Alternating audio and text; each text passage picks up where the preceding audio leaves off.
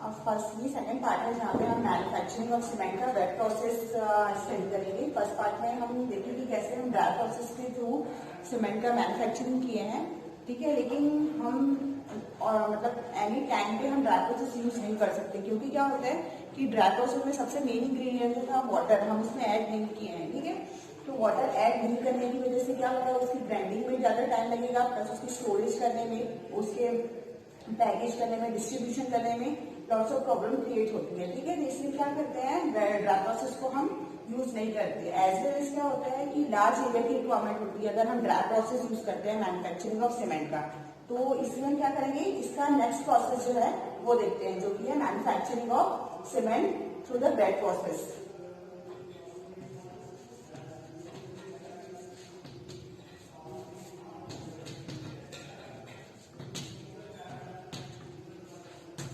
Manufacturing of cement by wet process।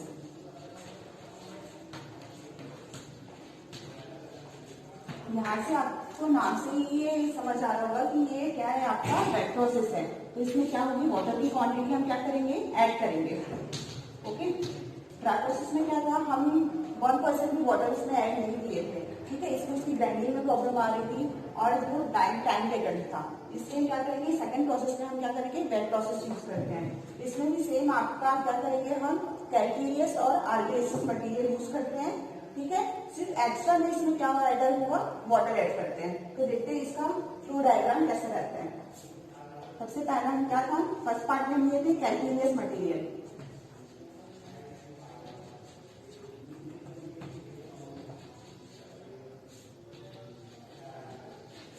And second क्या था आपका, आर्गिलेसियस मटेरियल।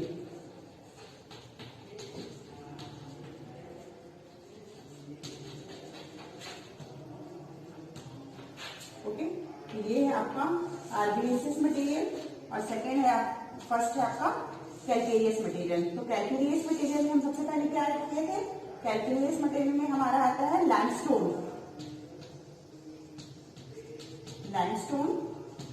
और आर्गिलेसिस मटेरियल में क्या आता है आपका, क्ले, ओके। अब क्या करते हैं हम, मटेरियल तो हम फाइंड आउट कर चुके हैं, इसके बाद हम क्या करते हैं, क्रशिंग करते हैं। तो नेक्स्ट स्टेप में हम क्या करेंगे, इसको क्रश करते हैं, क्रशिंग करेंगे, देन इसको क्या करेंगे, स्टोरेज करते हैं।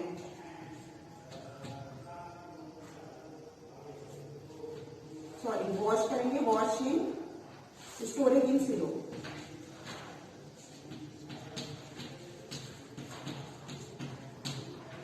सिलो क्या होता है, ये आपका एक छोटा सा चैम्बर होता है, ठीक है। चैम्बर जो हम फर्स्ट ड्राई प्रोसेस में क्या किए थे, लार्ज चैम्बर यूज किए थे। ये क्या है, सिलो आपका छोटा सा चैम्बर है, अप्रोक्स आपका होगा ये 2x2 का। 2x2 का हम क्या करते हैं, सिलो यूज करते हैं। क्या करने के बाद calcareous material just like limestone को क्या करेंगे, क्रशिंग करेंगे। क्रशिंग करने के बाद क्या करते हैं, उसको स्टोरेज इन सिलो में उसको क्या करते हैं, स्टोर करते हैं। अब यहाँ पे क्या है आपका आर्गिलेसिस मटेरियल, दैट मीन्स आपका क्ले या फिर चॉक, ओके। ये आपका क्या है, आर्गिलेसिस मटेरियल। इसको हम फर्स्ट पार्ट में क्या थे, वेट प्रोसेस में क्रशिंग करते थे, देन ग्राइंडिंग करते थे। बट यहाँ पे डिफरेंस ये है कि हम जो आर्गिलेसिस मटेरियल है उसको हम क्या करेंगे, पहले वॉश करते हैं, ठीक है,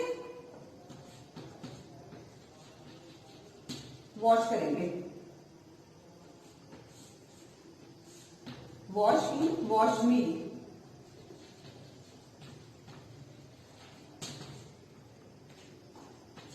ओके, अब वॉश करने के बाद क्या करते हैं, इसको अगेन हम क्या करेंगे, स्टोर करेंगे सिलो में।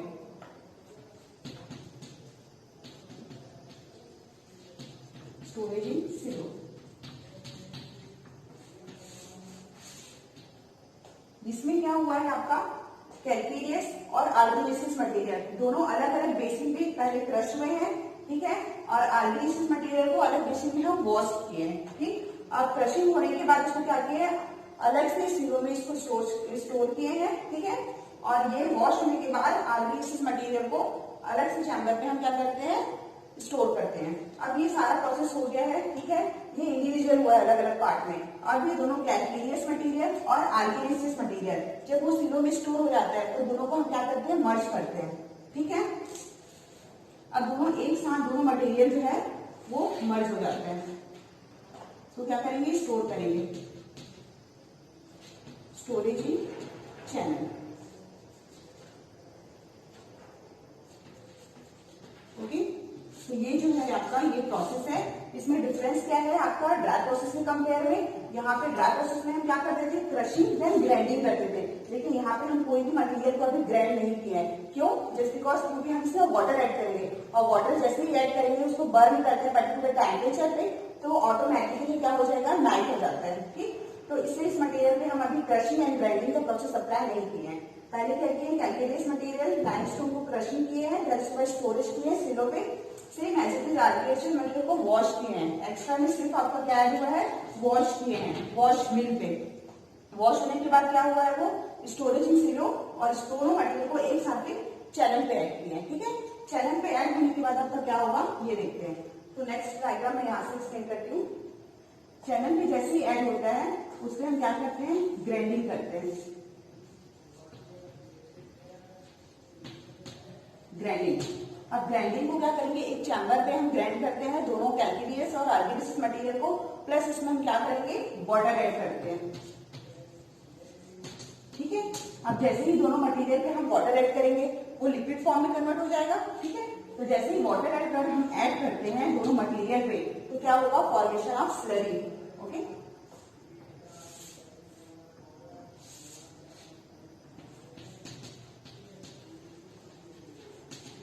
Formation of slurry.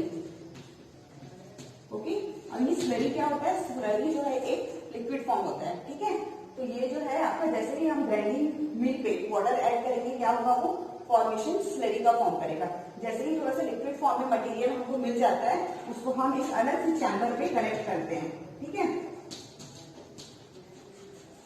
Storage in tank. Okay, अब दोनों मटेरियल जो है किस फॉर्म में है अपने पास, लिक्विड फॉर्म में। ओके, जैसे ही लिक्विड फॉर्म पे आता है उसको हम क्या करेंगे, अगेन उसको हम करते हैं, ये आपके किसमें जाएगा, फिर यह जो प्रोसेस है यहाँ पे ये हुआ था फॉर्मेशन ऑफ स्लरी। एक्स्ट्रा में सिर्फ आपका क्या होगा, स्लरी का फॉर्मेशन होगा। ठीक है, स्लरी फॉर्मेशन होने का स्टोरेज टैंक में जाएंगे, और स्टोरेज टैंक में जाने के बाद क्या करेंगे, उसको अब हमको गर्म करना पड़ेगा क्योंकि वो क्या लिक्विड फॉर्म में है, और हमको क्या है, क्लिंकर का फॉर्मेशन चाहिए। तो क्लिंकर फॉर्मेशन करने के लिए हम क्या करते हैं, रोटरी क्लीन में डालते हैं। तो स्टोरेज टैंक में आने के बाद हम क्या करेंगे, उसको रोटरी क्लीन पे डालते हैं। रोटरी क्लीन क्या मेन प्रोसेस क्या होता है, ये क्या करता है, हमको क्लिंकर का फॉर्मेशन करता है। ठीक है, और प्लस हम क्या करते हैं, इसमें कोल डस्ट ऐड करते हैं। कितने परसेंट ऐड करेंगे, 10 to 20%।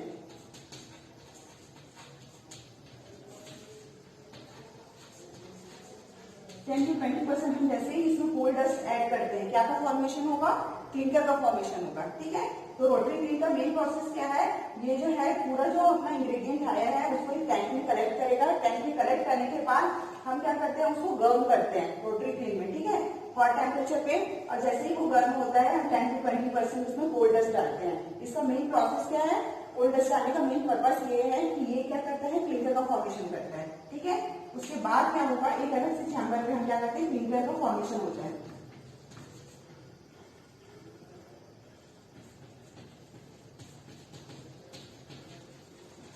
ओके, अब जो ये क्लिंकर जो फॉर्म हुआ है ये हमारे पास कोल्ड फॉर्म में नहीं होता है। ठीक है, हॉट फॉर्म में होता है। तो इसको क्या करेंगे हम, फिर क्लिंकर फॉर्मेशन होगा, इसको कूलिंग चैम्बर पे डालते हैं, जिससे कि ये क्या होगा, ठंडा हो जाता है। ये आपका कूलिंग चैम्बर पे गया। ओके, कूलिंग चैम्बर के बाद आपका क्या होगा, फिर ये अगेन ग्राइंड होगा। अगेन क्या होगा, ये फिर अपना ग्राइंडिंग पे जाता है। ओके, जैसे ही ग्राइंड होता है, अब ग्राइंडिंग में हम क्या करते हैं, जिप्सम ऐड करते हैं। कितने परसेंट पे, 3% पे हम क्या करेंगे, इसमें जिप्सम ऐड करते हैं।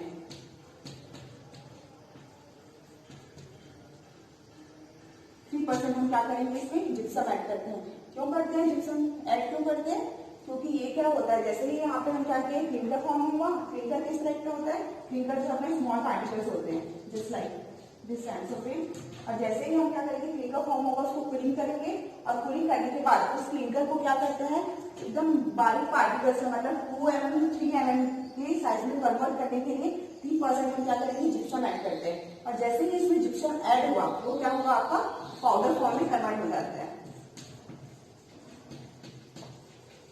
ओके, अब ये पाउडर फॉर्म जो है, ये हमारा सीमेंट जो है रेडी है थ्रू यूज करने के लिए। तो ये सारा प्रोसेस है जिसमें हम क्या किए हैं, वेट प्रोसेस के थ्रू मैन्युफैक्चरिंग की है सीमेंट का। और सबसे ज्यादा जितने भी इंडस्ट्रीज में या जितने भी साइट पे हम क्या करते हैं, ये वाला प्रोसेस यूज करते हैं, क्योंकि यहाँ पे हम क्या करते हैं, मेनली हम यहाँ ग्राइंडिंग के समय में हम वाटर ऐड कर देते हैं। जैसे इसमें वाटर ऐड होगा, स्लरी फॉर्म होगा, लिक्विड फॉर्मेशन हो जाएगा।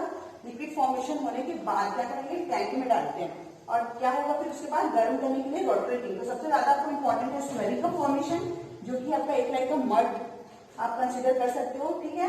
और सेकंड क्या है, इसमें आता है रोटरी क्लीन। तो इसका मेन पर्पस क्या होता है, ये क्या करता है, अपने पूरे जो इंग्रेडिएंट है उसको क्या करेगा, गर्म करेगा और कोल्ड डस्ट करेंगे 10 to 20%, ठीक है। जैसे ही कोल्ड डस्ट ऐड करते हैं वो क्या होगा, क्लिंकर फॉर्मेशन करेगा।